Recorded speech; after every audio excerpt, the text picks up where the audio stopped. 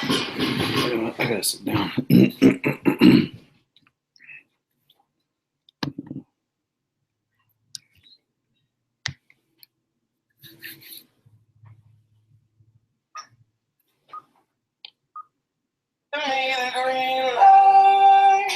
Give me just one night. I'm ready to go. Hey, what's happening, everybody? Coaching Beyond with Coach Sagasta, coaching with It Works, and we live and raw. So here we go, man. Right into it. It is September 14th, 2016, and we still grinding, okay? So let's go ahead and fix the adjustment on the camera. There we go. Cool deal. I hope everybody's having a spectacular morning thus far. If not, might your day get better, okay? So, all right, man, let's go ahead and jump right into something that's very moving and collaborative, okay, for the mind. So let me open with the divine word. Okay, now this is the hat. This is it right here. Check this out. Okay, this is in Proverbs 14. Hear me out now. In verse 18, you're gonna like these two verses. I'm sorry. You know what? You're gonna like these three verses. Okay, so hear me out now. Okay, it says, "The simple inherit folly, but the prudent are crowned with knowledge."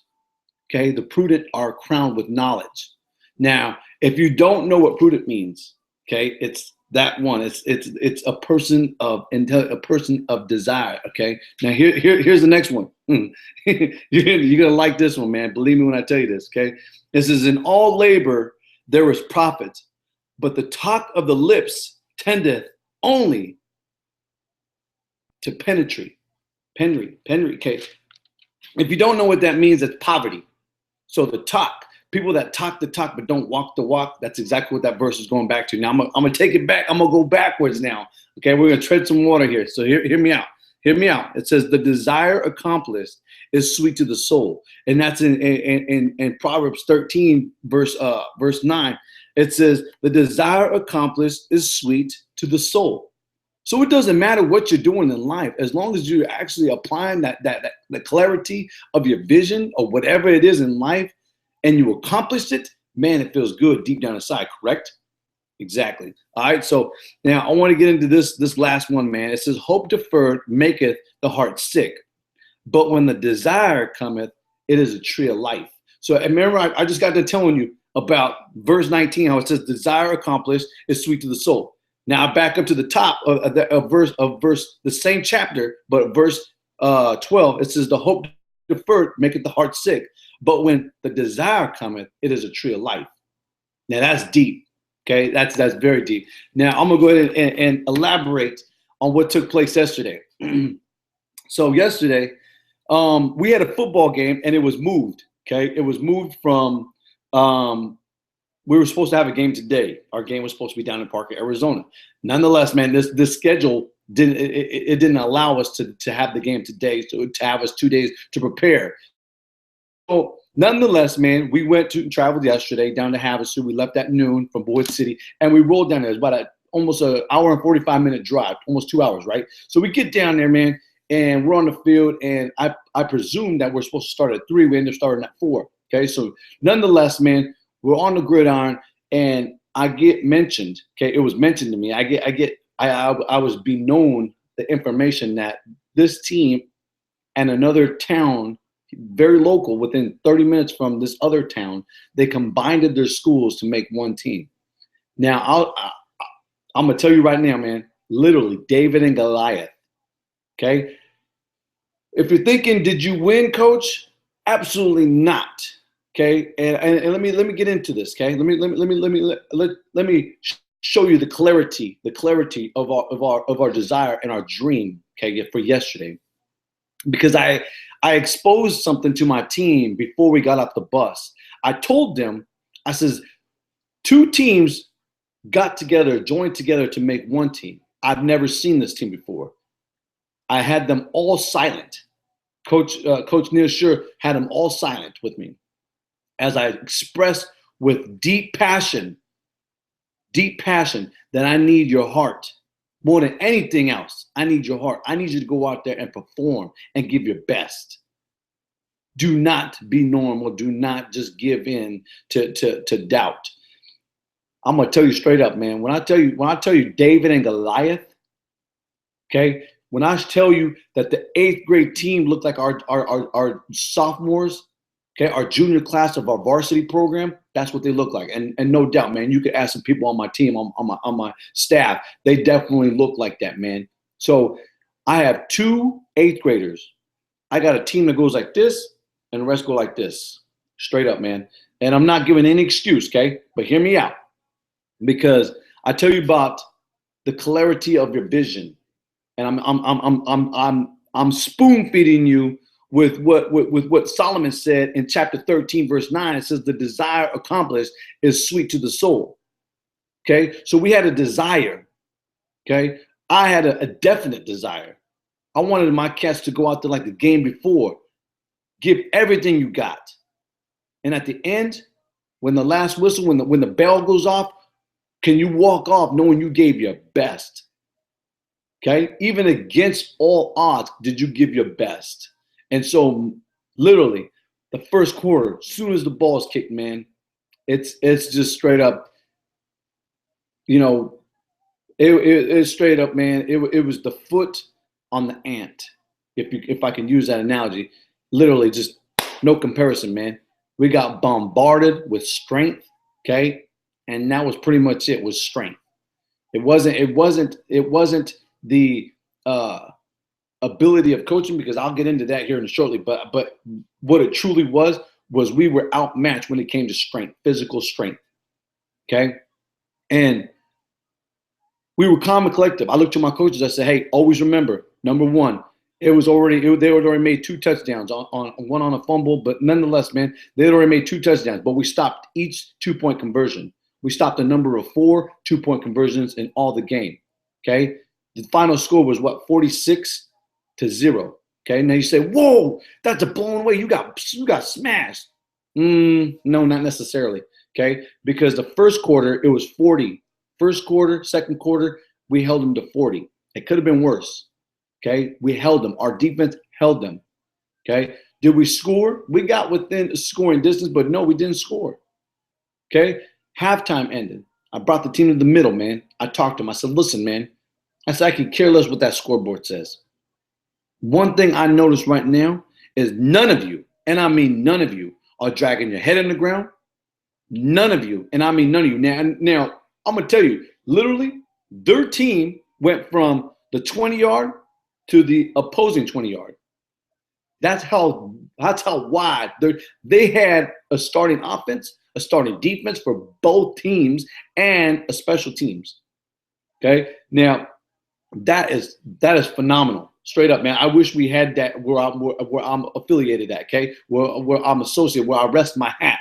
But nonetheless, man, when I seen these cats come out like that, all 8th-grade team, boom, defense. All 8th-grade team, boom, offense. All 8th-grade team, boom, special teams, coming out against my one-man army kind of deal. And hear me, because I only got 23 kids with me, okay? 23 kids. They got amongst of like 47, maybe 50 kids on their sidelines, maybe more, okay? But nonetheless, man, as I looked at my boys at halftime, and I told them, I said, man, you got, you know what? You got 2 quarters. 2 quarters to fight. 2 more quarters. A couple kids got banged up. They came out for a minute. We subbed some other guys in. They got banged up. We subbed the other guys back in, okay? I mean, we have 6 subs. In a game of football, you ask any coach, they'll be like, yeah, that's not a football team. You're right, okay? But guess what? They prevailed. And I'm gonna tell you right now, when I tell you about the desire accomplished is sweet to the soul, because hear me out. At the tail end of our halftime, 1 minute and 25 seconds left before the half was over, I told the boys, go out there and you can perform. Go out there and do your best. Give your heart. They went out there. The opposing team brought on their actual, okay, 6th and 7th grade team, the ones that actually had the same, okay, weight and size with my team, right? Same weight and size as my team. They brought that team out in the second half, right? My cats, for 2 quarters, held them to only 6 points. Okay? Discipline. I'm going to get into discipline, because only 1 out of 4 quarters, 5 fouls on the opposing team, okay? 5 fouls. 1 was on a false start on us. All the other 5 were on them. And 1 was on the coachings, me and my other 4 coaches. So technically, my team was very disciplined. And I praise God for that, because you know what? As I told my assistant coach yesterday, I said, man, this is the most disciplined, the best listeners that I have, okay? And passionate, committed cats that I've ever coached, literally. And I don't mean that. I'm not saying that facetious. I'm serious, because I threw in 2 different plays, literally threw in 2 different plays that says run this. It's wild, but run it. Why? Because I seen something on the defense that they couldn't stop it. Even with 45-mile-an-hour winds, we were still making moves. Okay, on 4th down, we're still making 1st down, and we're still moving. But we didn't grab the ground that we absolutely needed to definitely punch it in and make the goals. But nonetheless, man, you're talking about a team that plays both ways. There's only 2 cats that have to come off. 4 quarters, okay? 4 quarters, they play both ways. You got an opposing team that keeps on taking a team on and off the field. You got cats that are playing both ways. In the wind, 3 water breaks. 3 water breaks, that's it. My kids were gassed. At the very least, man, they didn't stop. At the end of the game, I brought them down to the 50, and I told them, you know what, I'm proud of you. 1, you were disciplined. Number 2, you didn't give up. You didn't stop. And all in the fate of losing, you still won. Because there's people in the NFL, there's people in the NCAA, there's people in the college level that don't have no heart, but they can win. They have no discipline, but they still win. That have no sense of being meek or having humble, or bringing a nature of humbleness to their game, and they still win. Do you see where I'm going with this? You know what I'm saying? So I look at these young cats, and like I told my assistant coach, I said, man, I can't wait for next year. I can't wait for the year after. Because these cats that are 6th grade, they're already just engulfed in the consistency of being great already at that age. By the time they're already 8th grade, and more willing, I'm still there. That this caliber of cats, they're gonna be a phenomenal team, straight up, man. And my assistant coach was like, yeah, you're right, coach. I said, man, for sure. These cats got the diamonds, and the acres of diamonds, man. They got it. And I was literally floored, man, floored, happy for them, because even though they lost, they still won in my eyes. You know what I mean? And I don't just say that flippantly, literally, because I've been around teams where you lost because, 1, your attitude, you lost because you had no heart, you lost because you weren't disciplined, you lost because you weren't focused, you lost because you didn't have no clarity of what you really wanted in life. That's what I define as being lost. And the manuscripts, the map in itself, the map to life in itself defies that. It definitely defines that as being true to the nonetheless, man. Nevertheless, right there, man, straight up. Hope deferred maketh the heart sick. If you know what that means, deferred? Everybody know what that means, right? You procrastinate. You leave it for another day. These cats didn't do that. They didn't leave it for tomorrow. They put it all out in the field. And even though they lost, David and Goliath, they lost the fight. They still didn't lose the greatest battle of all. The greatest battle of all was that they were humble. Even in despite of they losing, man, I literally watched with my eyes. I observed the 50-yard line when we were shaking hands, slapping hands. How many of my kids were slapping hands, saying, great job, see you next time, thank you very much, thank you. Well, the other cats are just, what is it? It's the repetitiveness, the repetitive nature of good game, good game, good game. And they weren't even high-fiving. Literally, these cats were like pump fisting, fist pumps, and doing elbows. They didn't want to shake our hand. I mean, come on. You know what I mean? I heard from the sideline. Literally, I'm observant. You know I'm observant. I'm listening to these cats talk trash about my team, and I'm eating it up. I hear the coach, go out there, get him. Stop him. And that's cool. I'm down with that, man. I'm down with that. But you cannot be congruent with that if you're not putting your kids in line, if you're not coaching your kids properly. Now, I'm not saying I'm the best coach in the world, man. I'm not. Believe me, I'm far from that right now. But I will get there. You bet your dollar, man. The more I continue to golf, I told my coach, man, I said, the more I engulf and Coach Saban and Coach Wooden and even Phil Jackson, the more I'm starting to understand more of the principles. And I'm applying them to my coaching and my coaching ability, you know, even in my home, even in my personal life, you know. But man, here's one of the things that truly captivated my attention yesterday is second quarter. You got 1 minute and 23 seconds on the clock. You're already up by 40. Clock is ticking. It's winding down. It's 37 seconds left, man. Coach calls a timeout in 26 seconds. Boom, 26 seconds. Coach is on the 50. The opposing coach is on the 50. He's thinking about punching it in. He gonna punch it in, man. He gonna go 120 on me, right?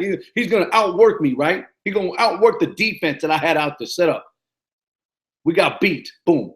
They're on the 40 now.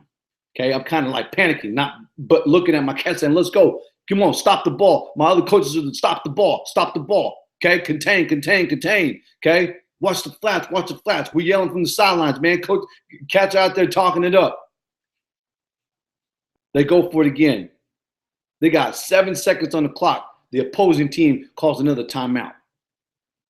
Now, in the game of football, I don't care where you're at.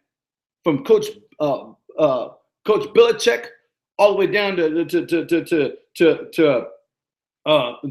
Coach Saban, it don't matter, man. You got when I'm up by 40 points at the half, I'm running the clock out. That's me. That's a coach of a champion right there. I don't need to score again, man. You get the ball at halftime, so what? Let's see what you got. That's competitive edge. Let's see what you got. I'm going to give you the ball. I'm going to give you the rock. Let's see what you have. You know what I'm saying? But you know what? My boys stuck it out there. My cats stuck it out there. The coaches stuck it out there on the sideline. They was definitely cheering and rawing and telling them, let's go. Stop this run. With 2 seconds on the clock, referee just said, end it. That's it. Game. Done. Okay?